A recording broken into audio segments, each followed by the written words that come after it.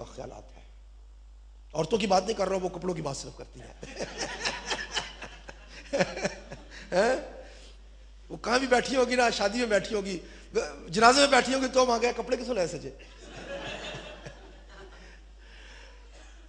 تو انسان جو ہے وہ دنیاوی چیزوں کی طرف، روپے پیسے کی طرف اور ان تمام چیزوں کی طرف اس کا دھیان ہے.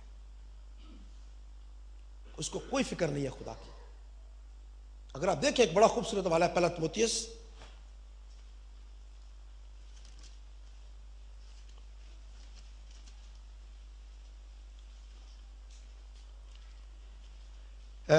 دوسرا تimotheus اس کا 3 باب اور اس کی پہلی سے لے کر اس کی 5ویں آیت تک پڑھیں گے. جی غور سے سنیں. دوسرا تimotheus 2 Timothy chapter 3 verse. ہاں جی. لیکن یہ جان رکھ کہ اخیر زمانہ میں برے دن آئیں گے، کیونکہ آدمی خود غرض، زردوش، شیخی باز، مغرور، بدگو، ماں باپ کے نافرمان، نہ شکر، نہ پاک، طبعی محبت سے خالی، سنگ دل، تہمت لگانے والے، بے ضبط، تند مزاج، نیکی کے دشمن، دغا باز، ڈھیٹ، گھمنڈ کرنے والے، خدا کی نسبت عیش و عشرت کو زیادہ دوست رکھنے والے ہوں گے. وہ دینداری کی وضع تو رکھیں گے مگر اس کے اثر کو قبول نہ کریں گے. ایسوں سے بھی کنارہ کرنا. بس جی. یہ پتہ بات کس کی ہو رہی ہے؟ یہ غیر قوموں کی بات نہیں ہو رہی ہے. یہاں پہ بات ہو رہی ہے ایمانداروں کی، جو کہ کلیسیائیں ہیں، جو کہ دینداری کی وضع تو رکھیں گے. لگتا ہے ایسی ہے جیسے بڑے دیندار، بڑے ایماندار نے، بڑا سب کچھ ہو رہا ہے. دینداری کی وضع تو اوپر سے نظر آتی ہے لیکن اندر سے جو ہے وہ خرابیاں ہیں. یہاں پہ پہلی 2 چیزیں جو ہیں وہ یاد رکھیں کہ وہ کیا ہے. نمبر 1 خود غرض، نمبر 2 سردوست. انسان جو ہے وہ آج اس دنیا کے اندر 2 چیزوں کی طرف جو ہے وہ زیادہ مائل ہے. نمبر 1 اپنی ذات کی طرف وہ سوچتا ہے، اور دوسری بات ہے روپے پیسے کے بارے میں سوچتا ہے. اور آخری بات کیا جی؟ خدا کی نسبت خدا کی نسبت عیش و عشرت کو زیادہ دوست رکھتے عیش و عشرت کو زیادہ دوست رکھتے ہیں. خدا سے محبت نہیں ہے، خدا کے کاموں کے لیے محبت نہیں ہے، خدا کے کاموں کو بڑھانے کے لیے محبت نہیں ہے. عیش و عشرت کے لیے لفظ لکھا ہے پلیئر، آپ نے بھی سنا ہے. پلیئر ہوتا ہے ہم اپنی دنیاوی چیزوں میں عیش و عشرت، ان چیزوں کی طرف ہم زیادہ ہمارا غور ہوتا ہے. اس کی بنسبت کہ ہم خدا کو ٹائم دیں یا خدا سے محبت رکھیں، ہم دنیاوی چیزوں میں زیادہ ٹائم جو ہے وہ سپینڈ کرنا چاہتے ہیں. یہاں پہ کتنی چیزیں لکھی ہیں جو آج کے زمانے کے دور کے لوگوں کے اندر ہیں. لکھا ہے کہ وہ وضع تو رکھیں گے ایمانداروں کی، دینداری کی وضع تو رکھیں گے، لیکن اندر سے ایسا نہیں ہے.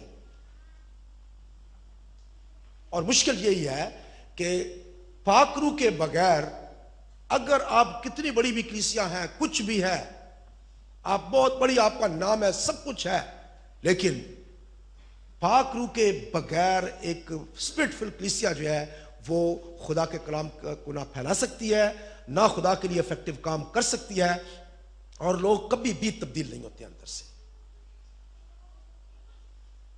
بہت بہت بڑی کلیسیا ہونا، بہت گیت گانا، یہ کرنا، وہ کرنا، سب کچھ ٹھیک ہے، بڑی اچھی بات ہے. آپ کے پاس سارے میوزیکل انسٹرومنٹ بھی ہیں، سب کچھ ہے، لیکن اگر آپ خدا کے پاک روح کے بغیر ہیں، کلیسیا پاک روح کے بغیر ہے، آپ جو کچھ مرضی کر لیں، لوگ کبھی بھی اندر سے تبدیل نہیں ہوتے ہیں. لوگوں کو تبدیل کرنے والا جو ہے وہ کون ہے؟ خدا کا پاک روح ہے. خدا کے کلام میں لکھا ہوا ابھی ہم نے پڑھا ہے، وہ آئے گا تو وہ آ کر کیا کرے گا؟ لوگوں کو گناہ کے بارے میں، راست بازی کے بارے میں اور عدالت کے بارے میں قصوروار ٹھہرائے گا. صرف وہ آپ کو قائل کر سکتا ہے کہ ہم گناہ گار ہیں. ہماری اپنی باتیں خدا کے کلام میں سے جو مرضی ہم بولتے جائیں، کچھ بھی کرتے جائیں، لیکن اگر پاک روح جو ہے وہ ان الفاظ کو لے کر نہیں گیا ہے تو کچھ فائدہ نہیں ہے. لیکن یاد رکھیں کہ پہلی بات جو ہے وہ ہے کہ خدا کا کلام جو ہے وہ آپ دوسروں کو سنائیں. خدا کے کلام کے بغیر لوگ کبھی بھی تبدیل نہیں ہو سکتے. اور دوسری بات، خدا کا کلام جو ہے وہ پاک روح کے وسیلہ سے ہو تو ہی لوگ تبدیل ہوتے ہیں. یہ 2 چیزیں جو ہیں وہ بالکل لازم و ملزوم ہیں. پہلی بات خدا کا کلام اور دوسری بات خدا کا پاک روح، یہ دونوں مل کر جو ہے یہ انسانوں کو تبدیل کرتے ہیں۔ اس کے بغیر لوگ جو ہے وہ کبھی بھی قائل نہیں ہوتے ہیں، اور نہ وہ گناہ کے بارے میں، نہ وہ عدالت کے بارے میں، نہ راست بازی کے بارے میں سمجھتے ہیں۔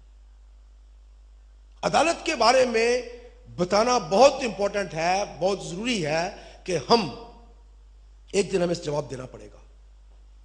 ہم جو کچھ کام کر رہے ہیں، جو کچھ ہم اس دنیا کے اندر کر رہے ہیں، آخر میں ہمیں اس کا جواب دینا پڑے گا اور ہماری عدالت ہوگی۔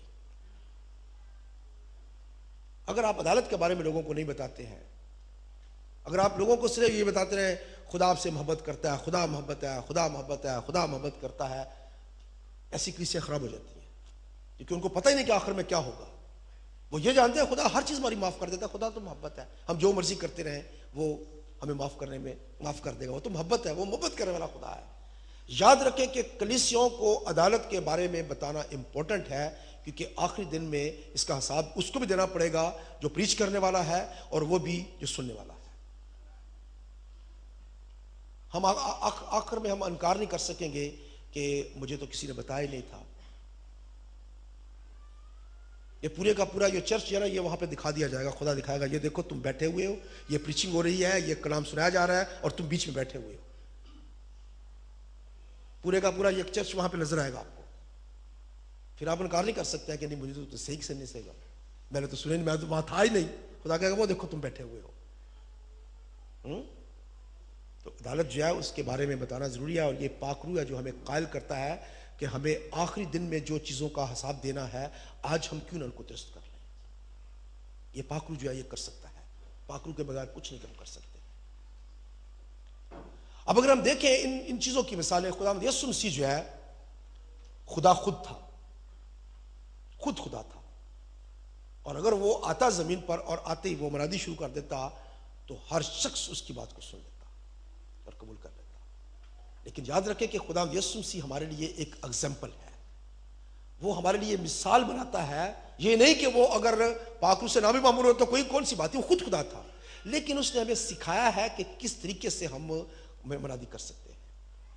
خدا یسوع مسیح نے اس وقت تک منادی شروع نہیں کی جب تک وہ پاک روح سے معمور نہیں ہو گیا۔ یاد رکھیں، دیکھیں لوکا رسول کی معرفت لکھی گئی انجیل اس کا 4 باب اور اس کی پہلی آیت، لوک چیپٹر 4 ورس 1۔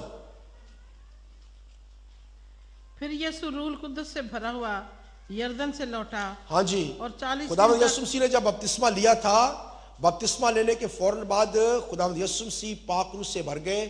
پھر وہ یردن سے جب وہ آیا بپتسمہ لے کے، کیا تھا وہ پڑھے یہ دوبارہ۔ پھر یسوع روح القدس سے بھرا ہوا یردن سے لوٹا، اور 40 دن تک روح کی ہدایت سے بیابان میں پھرتا رہا۔ خدا یسوع مسیح روح القدس سے بھرا ہوا آیا، اور پھر دیکھیں اس کی پڑھیں جی 13 اور 14 آیت۔ جب ابلیس تمام آزمائشیں کر چکا تو کچھ عرصہ کے لیے اس سے جدا ہوا، پھر یسوع روح کی قوت سے بھرا ہوا گلیل کو لوٹا۔ ہاں جی، اور پہلے کیا تھا؟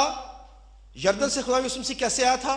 روح القدس سے بھرا ہوا، روح القدس سے بھرا ہوا، اور یہاں پہ کیا ہے؟ روح کی قوت سے، روح کی قوت سے بھرا ہوا۔ اور آگے پڑھے اگلی آیت کیا ہے؟ اور سارے گرد و نواح میں اس کی شہرت پھیل ہاں گئی۔ جی، سارے گرد و نواح میں اس کی شہرت کیسے پھیل گئی؟ اس سے پہلے بھی مسیح خدا ادھر ہی تھا، 30 سال تک ادھر ہی تھا، ان لوگوں کے بیچ میں ہی رہتا تھا، لیکن روح القدس کی قدرت اور قوت جب اس کے ساتھ آئی تو اس وقت اس نے جس کو وہ چھوتا تھا وہ اچھا ہو جاتا تھا، کوڑیوں کو پاک اور صاف کرتا تھا، مردوں کو زندہ کرتا تھا، وہ بولتا تھا تو لوگ تعجب کرتے تھے، یار یہ آدمی کیسے بات کرتا ہے، بڑے اختیار کے ساتھ یہ بولتا ہے، بدرویں بھی اس کو دیکھ کر بھاگتی ہیں۔ کون سی قوت تھی؟ روح القدس کی قوت جو ہے اس کے ساتھ تھی، تو اس نے کیا کیا؟ اس نے کلام دینا شروع کیا، اس نے بولنا جب شروع کیا تو اس وقت جب اس نے روح القدس سے معمور ہو گیا۔